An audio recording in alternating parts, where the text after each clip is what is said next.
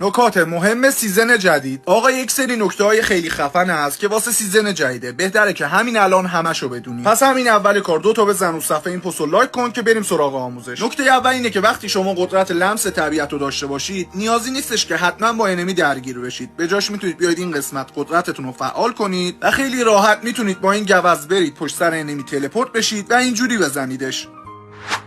نکته دوم واسه این پرچیناست. اگه شما نزدیک این پرچینا بشید میبینید که یه دکمه کلایم واسه شما میاد. حالا شما خیلی راحت میتونید با زدن دکمه کلایم از این پرچینا برید بالا و بیافتید اونورش. این نکته واسه زمانایی که انمی یه جایی باشه و بخواید دورش بزنید و برید غافلگیرش کنید خیلی کارایی داره.